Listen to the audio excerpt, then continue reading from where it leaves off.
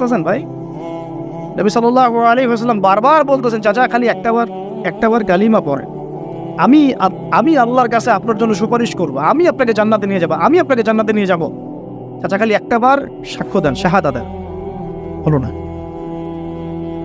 হাদিসের মধ্যে আসছে চাচা আবু তালেবকে জাহান্নামের সবচেয়ে উঁচু স্থানে রাখা হবে, যেখানে তার পায়ের গোড়ালি বা টাকনু পর্যন্ত আগুনে পড়বে, এতেই তার মগজ টকবক করে ফুটতে থাকবে। নাউযুবিল্লাহ। নবী সাল্লাল্লাহু আলাইহি ওয়াসাল্লাম বলছেন, আমি যদি না থাকতাম তাহলে আমার চাচাকে আরো নিচে রাখা হতো। এত কিছু করার পরেও ইসলাম কবুল না করার কারণে এই অবস্থা হলো। এখন কি ভাই আপনি আমি বুঝতে পারছি যে আল্লাহ পাক যে আমাদেরকে বিনা জিজ্ঞাসাবাদ করেই মুসলিম পরিবারে জন্ম দিয়েছেন, আল্লাহ পাক আমাদের উপর কত রহম করেছে, আমাদের কত কৃতজ্ঞতা স্বীকার করা উচিত। বিশ্বাস করেন, আমাদের যে